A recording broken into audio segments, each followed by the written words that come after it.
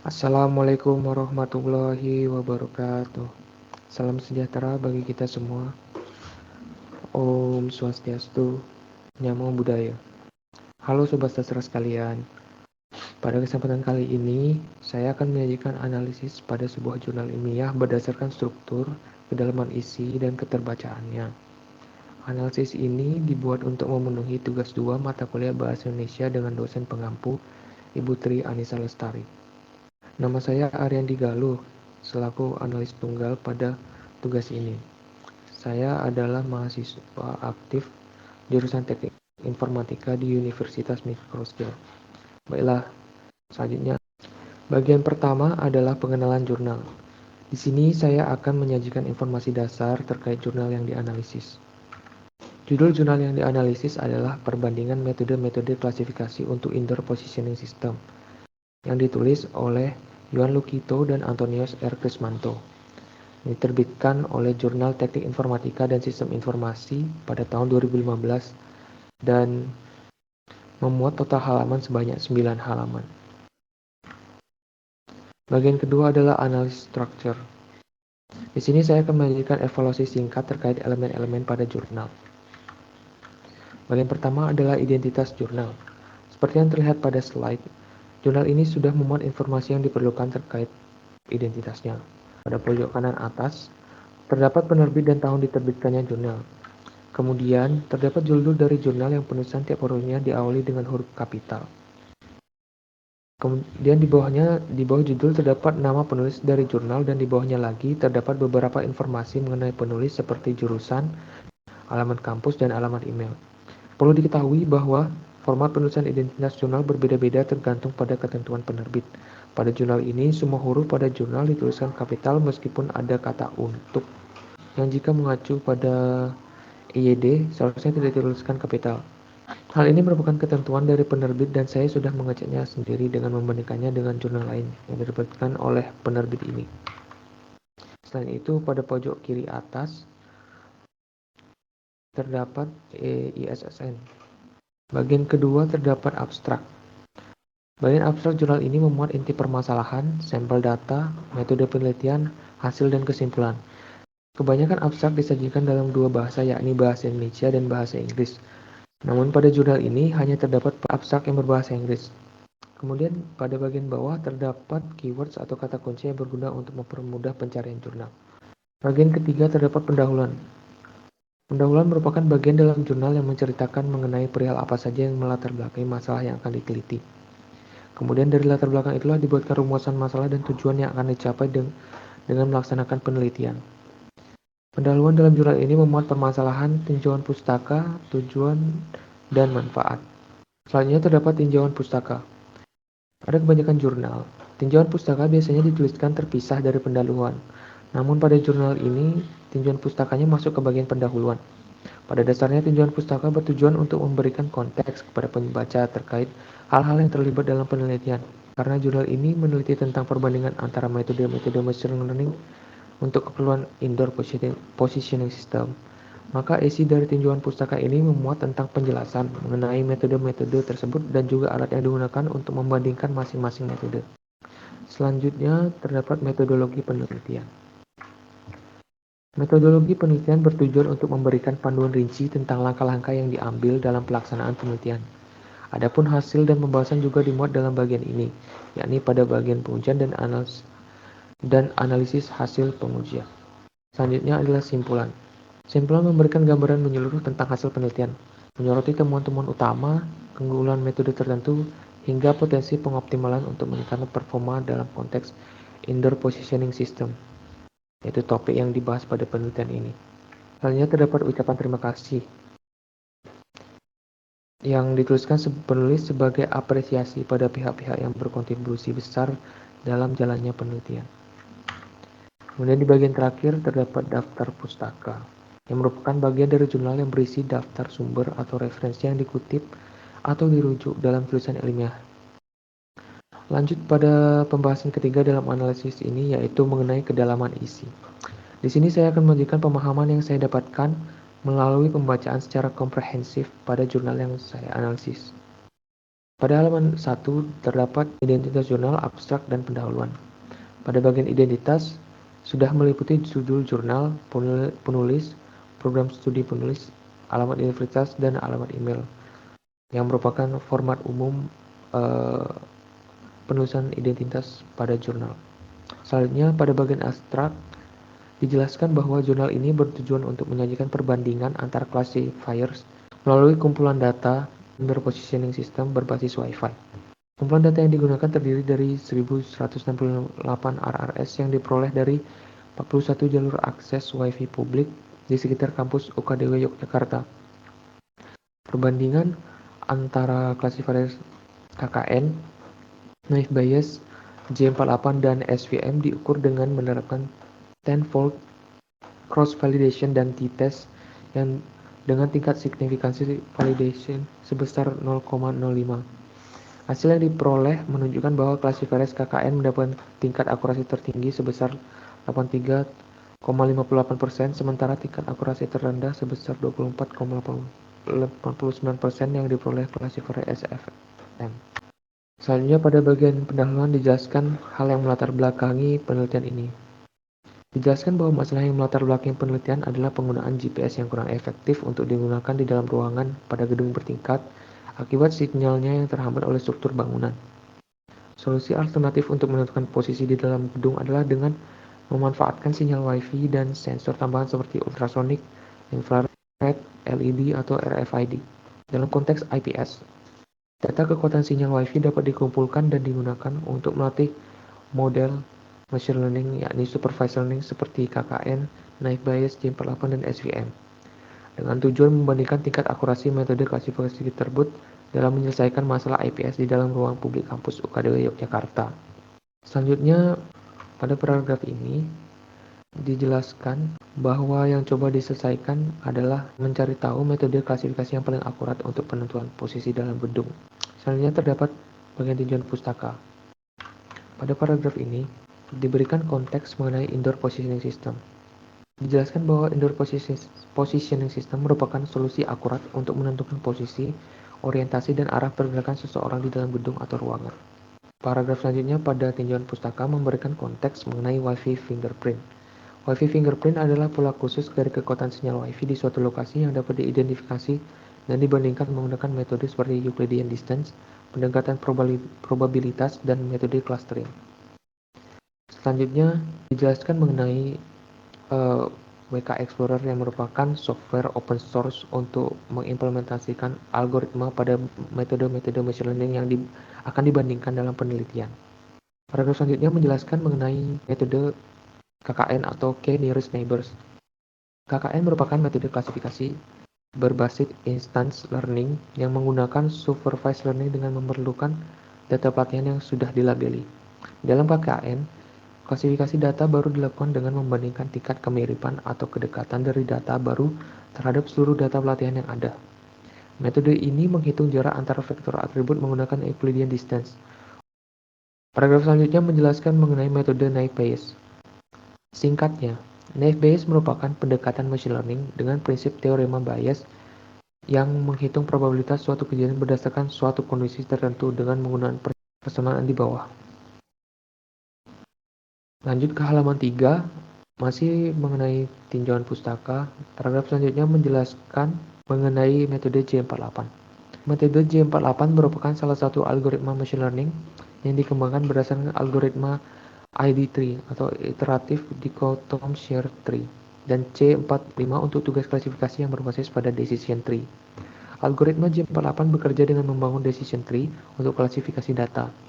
Pada setiap langkah, algoritma ini memilih atribut yang memberikan information gain tertinggi sebagai node pemisah dalam decision tree. Information gain dihitung dengan membandingkan entropi dataset sebelum dan setelah pemisahan atribut dan diukur dengan persamaan sebagai berikut.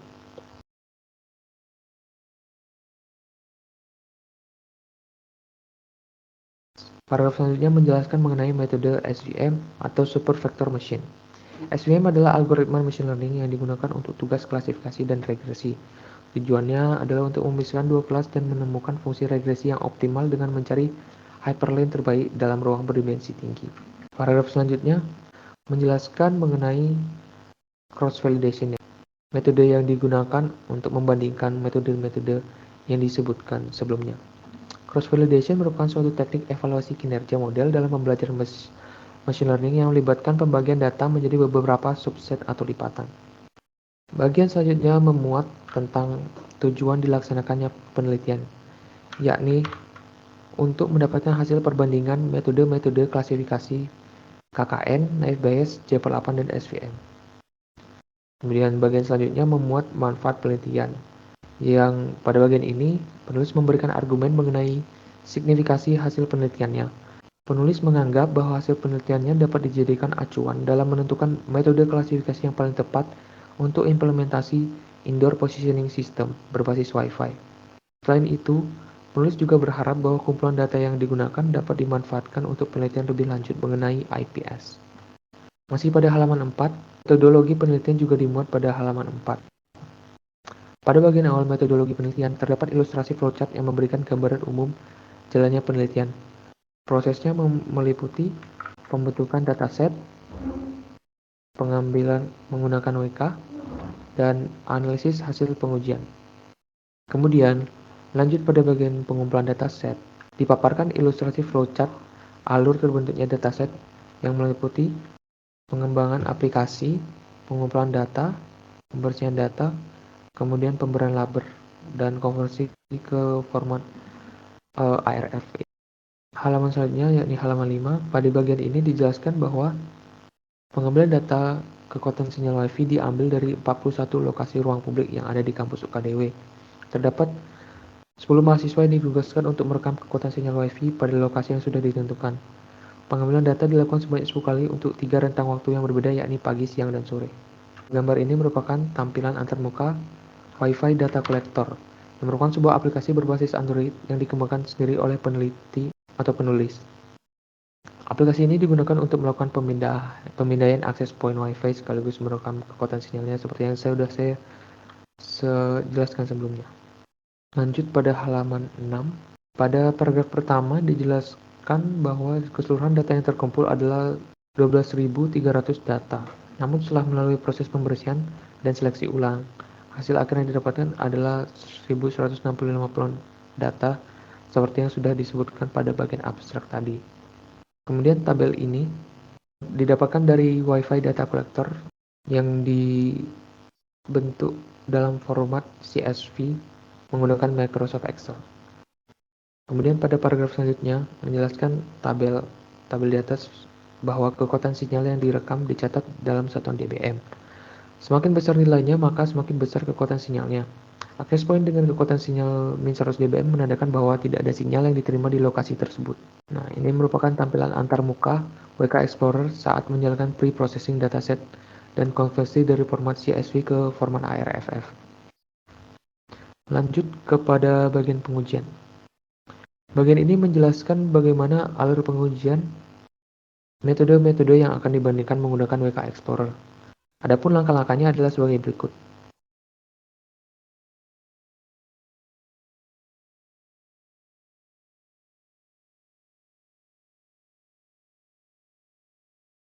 Selanjutnya adalah halaman 8. Halaman 8 memuat hasil dari pengujian.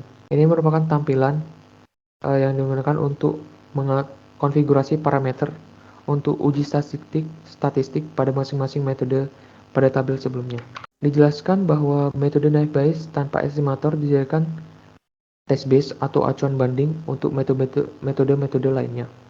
Artinya, metode yang melampaui nilai dari test base akan dinilai cukup akurat sebagai metode klasifikasi untuk IPS. Tabel berikut merupakan hasil pengujian statistik masing-masing metode. Dalam tabel tersebut ditunjukkan bahwa semua metode melampaui test base kecuali metode SVM. Kemudian pada paragraf selanjutnya menjelaskan status perbandingan pada metode. Perbandingan 100 seperti pada tabel menandakan bahwa metode tersebut lebih akurat daripada test base. Sedangkan perbandingan 001 menandakan bahwa metode tersebut tidak lebih akurat daripada test base. Ini adalah tampilan hasil pengujian dalam bentuk diagram batang. Paragraf selanjutnya menyoroti kecacatan yang terdapat pada tahap pengumpulan data. di mana features yang digunakan untuk klasifikasi adalah seluruh kolom yang ada, sehingga memungkinkan terjadi curse of dimensionality. Selanjutnya, penulis menjelaskan implikasi dari penggunaan nilai K yang berbeda-beda pada metode KKN untuk pengurangan dimensi.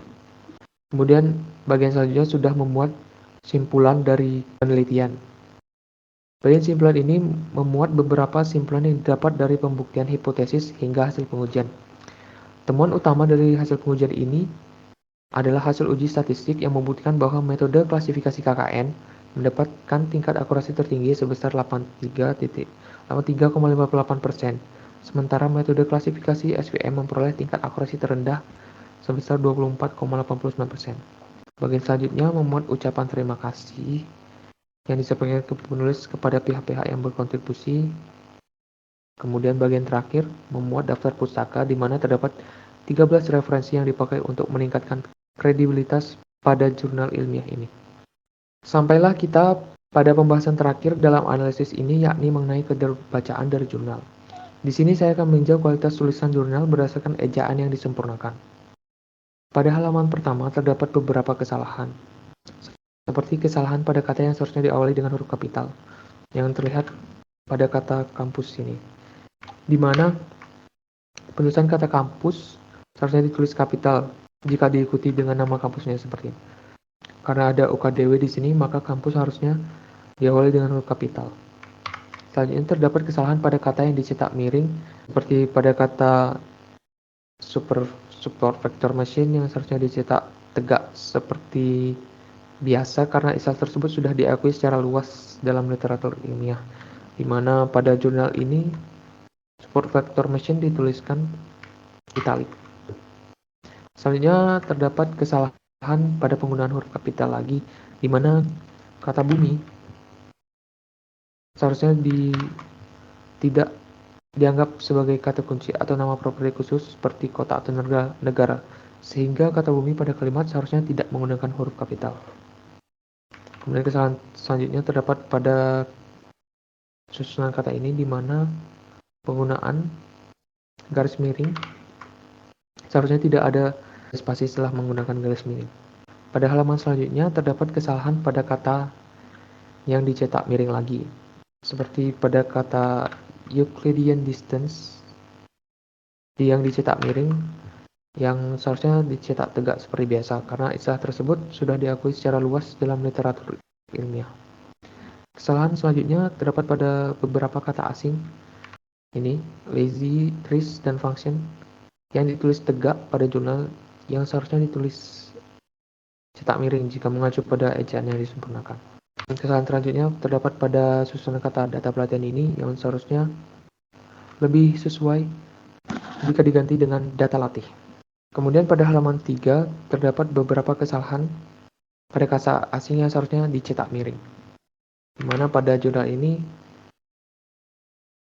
dicetak tegak.